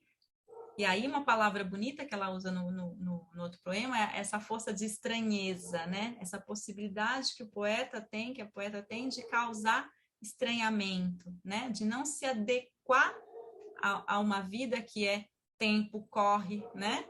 E riqueza e ouro, né? Não, ela prefere esse sangue que jorra, né? Que pulsa nas veias dessa poesia, desse poeta, né? Então, não sei, eu acho um poema bonito para acabar essa aula de hoje. O que vocês acham? Vocês querem comentar um pouquinho? Vou parar de compartilhar, assim para a gente encerrando um pouquinho também. Gostaram desses poemas? Querem falar alguma coisa? Como se sentiram nessa aula de hoje, assim, lidando com essa poesia dessas duas poetas diferentes, mas que trazem algumas semelhanças, né? A parte as questões da vida mesmo, né? Que são bastante diferentes, fortes, né? Assim, na vida da Alda Merini. A Hilda Hilsch, o pai dela tem um caso forte de esquizofrenia. Então, em alguns momentos, ela lida um pouco com essa questão da esquizofrenia na poesia, assim, né? Então, são poetas, assim, obviamente, guardadas as devidas proporções, guardadas as questões da vivência, né, histórica de cada uma. A Amélia Rosselli passa por tormentos e traumas muito insuportáveis para poder, né? Tanto que é uma poeta suicida. A Alda Merini, obviamente, passa por essa internação, por essa luta manicomial também, né, para voltar depois para a sociedade. E a Hilda, obviamente, dentre essas poetas, ela é uma poeta que tem um certo privilégio, uma poeta que né, que tem possibilidades, que tem posses, que é uma poeta que tem essa possibilidade de sair desse mundo com, né, dessa dinâmica social, das relações sociais que ela não gosta, né, na sociedade paulistana, e vai para o interior e vai vivenciar uma vida muito mais plena do ponto de vista da literatura, né, da escrita, né? Mas é óbvio que isso são realidades, né, que não dá para colocar né, juntas, né? São coisas diferentes, muito diferentes. Mas, em comum, eu acho que elas passam por uma ideia de uma escrita, de uma busca, né? De uma escrita que dê conta, né? Dos próprios tormentos, das próprias dores, do próprio luto, dos próprios traumas, né? Cada uma a seu modo, obviamente, né? Então, dá para a gente passar, assim, né? Pela poesia de uma e outra e encontrando identidades, porque, no final das contas, cada uma no seu modo tem o seu modo de sofrer, né? Sofrimento, não que todas tenham que sofrer, não é isso, mas existe uma forma de sofrer, de ver a dor, que está presente nessa poesia, que não tem como se desvincular, porque o mundo é isso, né? Como coloca a Hilda, por exemplo, a gente já nasce morrendo, a morte é condição do nascer, né? Para alguma coisa nascer, outra tem necessariamente que morrer, se a gente pensar na dinâmica, no ciclo da natureza, enfim, né? Então, são questões ali que estão postas. Não sei, falei muito, como sempre, mas gostaria de ouvir um pouquinho de vocês, das impressões que vocês tiveram lendo essa poesia. Se alguém quiser comentar.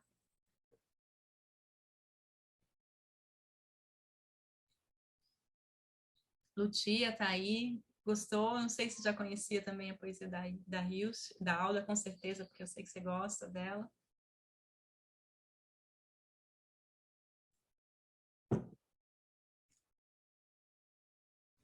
Tudo bem, tudo bem. E alguém mais que falou alguma coisinha para a gente encerrar?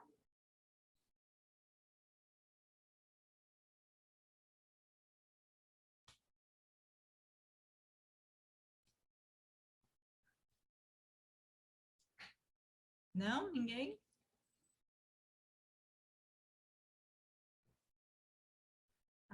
A Lucia está escrevendo, acho que não está conseguindo usar o microfone, né?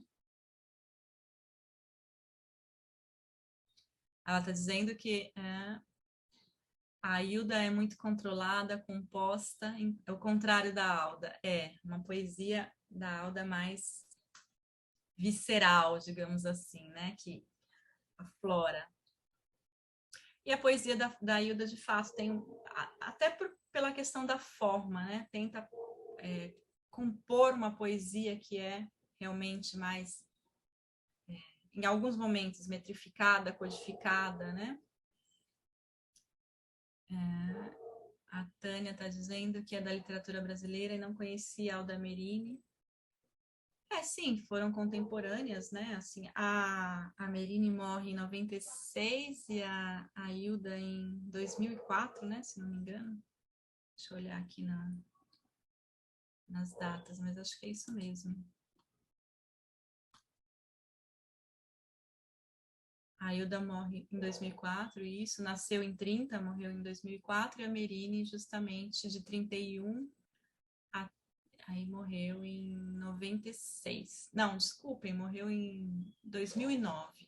Então, praticamente vivenciaram, né, as mesmas épocas, né, cada uma, a Alda na Itália, em Milão, né, e Agora, uma coisa interessante, enquanto que a Hilda se isola do universo, a Alda, quando sai do manicômio, é que ali ela tem uma vida social muito, muito intensa, né? Depois, se vocês puderem, assistam lá ao show, né, do concerto que a Milva faz, porque vocês vão ver a vivacidade dela já com uma certa idade nos palcos, cantando, dançando, muito, muito bonito ver, né? E ela, de fato, tem muitas relações, né, com poetas, com musicistas italianos, participa desses saraus literários em Milão. Então, ao contrário da Hilda, ela é uma poeta que se colocou, né, buscou esse diálogo com o outro, né, sobretudo também por causa do isolamento que, se na Hilda é voluntário, na Alda Merini é forçada, né, ela fica isolada no manicômio, né, mas a Hilda escolhe viver isolada. Então, essa diferença é importante ressaltar, né? Até para compor a poesia, né? Como a poesia da Merini jorra, assim, também desse contato com o outro, né? Com a arte, com o público. E a Hilda não. A poesia dela jorra desse sangue, né? Que pulsa nas veias, né? A Vanessa está dizendo que gostou da Alda, já conhecia a Hilda. Muito bem. Então é isso, gente. Vamos encerrando por aqui. A próxima aula que vai ser também a última, antes do feriado, né? A gente vai falar, então, de duas poetas já mais jovens, né? São poetas que nascem, a Patrícia Cavalli em 45, a Ana Cristina César, não lembro agora quando nasce, mas também é poeta já um pouco mais próxima da gente, né, de nascimento. Não sei se na década de 40, não lembro mesmo agora. Nossa, tô com os brancos terríveis. Mas então a próxima aula a gente vai falar da Patrícia Cavalli e da Ana Cristina César, né, para encerrar o curso. E aí a gente vai ver também uma outra vertente dos poemas da poesia feminina, tá bom? Então, agradeço a presença de todos, né? As leituras me ajudaram muito com essas leituras muito bonitas. Espero que vocês... eu vou colocar lá outros poemas para vocês lerem, né? E, enfim, a gente se vê na próxima aula. Vou parar também a gravação aqui. Não esqueçam de deixar no